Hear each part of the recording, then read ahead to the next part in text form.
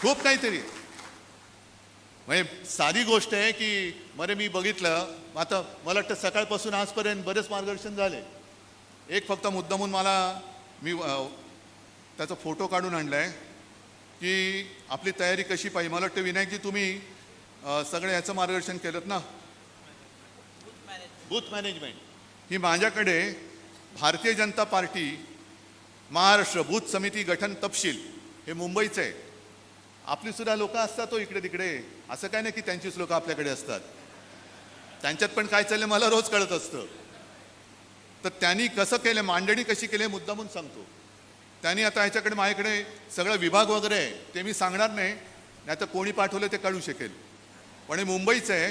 ह्याच्यामध्ये जबाबदारी त्याच्यात नंबर 1 आहे बूथ अध्यक्ष. मग त्याच्या पुढे त्या माणसाचं पूर्ण नाव, मोबाईल नंबर. मग बूथ सरचिटणीस, नाव, पूर्ण नाव, मोबाईल नंबर. मग सदस्य, लाभार्थी प्रमुख, म्हणजे मला काय कळलं नाही कसला लाभ, त्याचं सुद्धा नाव आणि मोबाईल नंबर. मग सदस्य 2, सदस्य 3 करत करत 10 सदस्यांचं नाव त्यांनी दिलेले आहेत. प्रत्येकाचं पूर्ण नाव आणि मोबाईल नंबर. ही तयारी आपण केली पाहिजे. आणि पुढे सूचना आहे की 12 सदस्यांमध्ये किमान 3 महिला प्रतिनिधी असाव्यात. त्याच्यामुळे तुमच्यावरती पण जबाबदारी असणार आहे. नंतर किमान 1 SC आणि ST प्रतिनिधी असावा. ही त्यांची मांडणी आहे. आणि या मांडणीने ते पुढे चाललेले आहेत. म्हणजे EVMचा घोटाळा आहे, जरूर आहे. योजनांचं गारूड नक्की आहे. पण त्याचबरोबरीने बूथ मॅनेजमेंट हे फार महत्त्वाचं आहे. बोगस वोटिंग, तुम्ही खात्रीपूर्वक सांगता तुमच्याकडे एक सुद्धा बोगस मतदान झालं नसेल. पण जर का आपले बूथ प्रमुख आणि पोलिंग एजंट, त्यांना आपण ट्रेनिंग दिलं, आपले होते.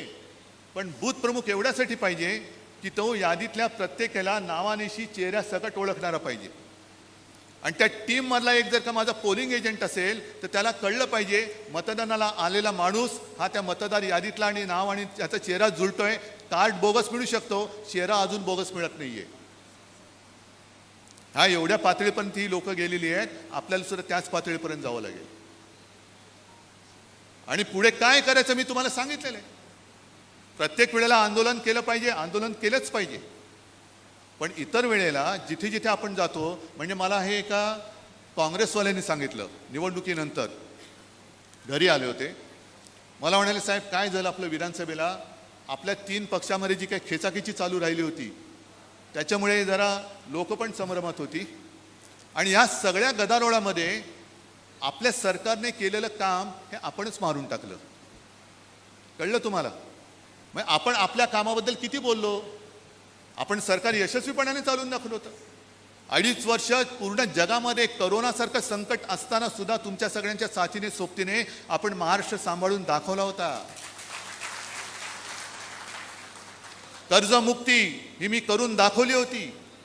10 रुपयात शिवभोजन हे मी देऊन दाखवलं होतं. मुंबईमध्ये 500 फुटापर्यंतची मालमत्ता कराची जी काय कर होता तुम्ही रद्द करून दाखवला होता. छत्रपती संभाजीनगरमध्ये गुंठेवारी रद्द करून दाखवली होती. अनेक गोष्टी मी करून दाखवल्या होत्या. मी म्हणजे आपल्या सरकारने. पण आपण काय राहिलं, तुम्ही किती देताय, 2100, आम्ही 3000. तुम्ही किती देताय, एवढे, आम्ही तेवढे. ह्याच्यात नुसतं आपल्या चढावडीमध्ये राहिलं. आणि आपण केलेलं काम म्हणजे लोकांना, या लोकांनी जे काही भ्रमिष्ट करून ठेवलं होतं तो भ्रम आपण पुसून टाकू शकलो नाही. आता ती वेळ आहे. नाशिकमध्ये मगाशी कोण सांगत होतं, वसंतराव तुम्ही सांगत होते की कोण तुम्ही आलं होतं, सुनील वगैरे, की पहिल्या नगराध्यक्ष आपले होते, हो ना. तुम्ही मगाशी बोललात गुप्ते. म्हणजे किती वर्षापासून आत्तापर्यंत नाशिकशी आपला संबंध आहे. पण एवढ्या वर्षात आपण नाशिकसाठी जे जे काही केलं आहे ते केवळ नाशिक शहर नाही तर संपूर्ण नाशिक जिल्ह्यात हे आपण सांगितलं नाही तर मग काम करतोय कशासाठी. त्याच्यामुळे हेही महत्त्वाचं आहे की प्रत्येक ठिकाणी जिथे जाऊ तिथे शिवसेनेने काय काय केलेलं आहे. कारण मुळामध्ये आपली जी काय ओळख आहे, मी मागे जाहीर सभेत बोललो होतो की शिवसेनेने एक विश्वविक्रम केलेला आहे. भारतीय जनता पक्षाने सांगावं त्यांनी काय केलं आहे विश्वविक्रम. हे बोगस सदस्य नोंदणी सोडा. पण ज्या वेळेला संयुक्त महाराष्ट्राला 50 वर्ष झाली त्या वर्षामध्ये शिवसेनेने रक्तदानाचा जागतिक विश्वविक्रम केलेला आहे. कदाचित भाजपवाले येतील, आम्ही पण केला विश्वविक्रम. कसला? गोमूत्र वाटपाचा. हे असं थोतांड आपल्याकडे करायची गरज नाही. त्याच्यामुळे बोलण्यासारखं खूप आहे, पण विशेषतः त्यांनी जो एक अपप्रचार केला, फेक नॅरेटिव्ह की शिवसेनेने हिंदुत्व सोडलं, उद्धव ठाकरेंनी हिंदुत्व सोडलं. अरे मुस्लिम समाज आमच्या सोबत आला का आला? कारण करोनामध्ये मी कधी जातीय भेदभाव केला नाही, आणि मुख्यमंत्री असताना सुद्धा मी मुख्यमंत्री पदाच्या त्या इब्रतीला किंवा शान जी होती तिला डाग लागू दिला नव्हता. सगळ्यांना समानतेने मी वागवलं होतं. आज जे काय भारतीय जनता पक्ष करतंय, हे तुम्ही सांगा मला की कोणी हिंदुत्व सोडलं? मी सोडलं का भाजपने सोडलं? आपण वक्फ बोर्डच्या सुधारणा विधेयकाला विरोध जरूर केला. का केला? कारण एक तर त्या वक्फ बिलाचा आणि आपल्या हिंदूंचा काडीचाही संबंध नाही, आणि संपूर्ण 2 दिवसातली त्यांची संसदेतली भाषणं जर का तुम्ही ऐकली, मला असं वाटतं तोही एक कार्यक्रम करा की नुसती त्या ठरावाच्या वेळेला अमित शहापासून सगळ्यांनी केलेली भाषणं फक्त सगळ्यांना ऐकवा. अगदी अमित शहा बसले होते, राजनाथ सिंग बसले होते, किरण रिजिजू बसले होते, पियुष गोयल बसले होते, आणि त्यांच्या समोर त्या नितीश कुमारचं ते कोण ललन सिंग आणि तेलुगू देशमचे जोरदार सांगत होते, आम्ही मुसलमानांच्या हिताचं रक्षण, काय ते जनता कोणता त्यांचा पक्ष जदयू करेल, TDP करेल, आणि हे नेभळाटासारखे लाचारीने खाली मान घालून हसत होते. कारण तुमची तिकडे सत्ता टिकवायला तुम्ही जो काही सत्ता जिहाद केला, कडवट हिंदुत्ववादी शिवसेनेला तुम्ही दूर केलं, आणि मशिदीत जाणारे चंद्रबाबूंना तुम्ही सोबत घेतलं, आणि आम्हाला सांगता आम्ही हिंदुत्व सोडलं. आजपर्यंत कधी कोणत्याही पक्षाने, भारतीय जनता पक्षाने, मला नाही ते एकदा सांगा तरी तुमचं हिंदुत्व आहे तरी काय? कारण शिवसेना प्रमुखांनी जे काय आम्हाला हिंदुत्व शिकवलेलं आहे ते हिंदू मुस्लिम म्हणून नाही, आमचं हिंदुत्व हे राष्ट्रीयत्व आहे, जो या देशासाठी मरायला तयार आहे, आणि जो हा देशाला आपली मातृभूमी मानतो, माझा देश मानतो, तो जातीपाती धर्माने कोणी असला तरी आमचा आहे, ही शिकवण शिवसेना प्रमुखांनी आम्हाला दिलेली आहे. मग हे काय करतायत? जसं काल रात्री, म्हणजे शिवसेनेचा कार्यक्रम होऊ नये म्हणून काल रात्री तुम्हाला मुहूर्त मिळाला. हिंदू मुसलमानांना नुसतं लढवायचं म्हणजे हिंदूंना पेटवायचं, मार मुसलमानांना दगड, मुसलमानांना पेटवायचं, मार हिंदूंवरती दगड, आणि त्या दोन्ही दगडावरती पाय ठेवून तुम्ही सत्ता भोगायची. मरतात कोण? गरीब हिंदू आणि गरीब मुस्लिम मरतायत. आणि आजही मी सांगतो की आम्ही राष्ट्राभिमानी आहोत. जे शिवसेना प्रमुखांनी आम्हाला शिकवलं की प्रत्येकाने आपला धर्म आपल्या घरात ठेवावा, घराच्या बाहेर पडल्यानंतर देश हाच माझा धर्म असला पाहिजे. पण त्यावेळेला जर का कोणी त्याच्या धर्माची मस्ती करून आमच्या समोर उभा राहिला तर त्याच्यासमोर मी कडवट राष्ट्राभिमानी हिंदू म्हणून मी समोर उभा राहिल्याशिवाय राहणार नाही. ही शिकवण आहे. मग एक राजकीय पक्ष, भारतीय जनता पक्ष झाली, परवाकडे हनुमान जयंती झाली, त्याच्या आधी रामनवमी झाली, किती हिंदूंच्या घराघरामध्ये भेटी दिल्या होत्या, दिले, कोणाच्या तरी एका तरी हिंदूंच्या घरात आले. पण यावेळेला प्रथम देशातल्या 32 लाख मुस्लिम कुटुंबियांना सौगाते मोदी आणि भाजपच्या, म्हणजे त्यांच्याकडे पैसा बक्कळ आहे, स्वतःच्या पैशातून, म्हणजे भाजपनी जो काय ओरबाडलाय पैसा, त्या पैशातून संपूर्ण मुस्लिमांच्या घरामध्ये सौगात वाटतायत. म्हणजे हिंदूंना दिली घंटा, यानं देत आहे सौगात, आनंद आहे. पण हे कधी ते मुस्लिम आम्ही केलेल्या कामामुळे माझ्यासोबत आले म्हणून तुम्हाला आता हे सगळं सुचतंय. त्याच्या आधी काय करत होता? बटेंगे तो कटेंगे. म्हणजे महाराष्ट्रामधल्या निवडणुकीत बटेंगे तो कटेंगे, आणि बिहारच्या निवडणुकीत बाटेंगे और जितेंगे. म्हणजे भेटी वाटणार आणि मतं जिंकणार. हे आता ह्याच्यापासून हिंदू काय मुस्लिम काय सगळ्या धर्मियांनी हे सावध राहिले पाहिजे. कारण हे कोणाचेच नाही आहेत, हे कोणाचेच नाही आहेत. हे वापरा आणि फेका. आणि आज येताना मुद्दामून आठवले म्हणून सांगतो, कारण तुम्ही सगळेजण भगवे सगळे शिवपट्टे घालून आलेले आहात. मी बघितलं सगळे भगवे लागलेत, पण त्या भगव्यावरती मशाली आहेत. मशाली वेगळ्या ठेवा, पण आपला भगवा हा भगवाच असला पाहिजे. भगवा भगवाच पाहिजे. कारण हाच डाव भाजपचा आहे, जो एक आपल्या शिवछत्रपतींचा पवित्र भगवा आहे, त्या भगव्यामध्ये भेद करायचा. हा तुझा भगवा वेगळा, माझा भगवा वेगळा, ह्याचा भगवा वेगळा नाही. आमचा भगवा एकच, छत्रपती शिवाजी महाराजांनी जो आमच्या हातात दिला हिंदुत्वाचा पवित्र भगवा, तोच आमचा भगवा आहे. तीच आमची ओळख आहे. मशाल आमच्या मनात आहे, मशाल निवडणूक चिन्ह आहे, पण भगवा ही आमची ओळख आहे. भगवा आमची ओळख आहे. आणि आम्ही हिंदू कसे आहोत? आम्ही मराठी पण आहोत. महाराष्ट्रामध्ये आम्ही मराठी आहोत आणि देशामध्ये आम्ही हिंदू आहोत. हे माझं वाक्य नाही, शिवसेना प्रमुखांचं वाक्य आहे. त्याच्यामुळे आपलं जे एक कर्तव्य आहे, हिंदुत्व जपणारा आपला महाराष्ट्र धर्म आहे. जो हिंदुत्व जोपासतो तो महाराष्ट्र धर्म आहे.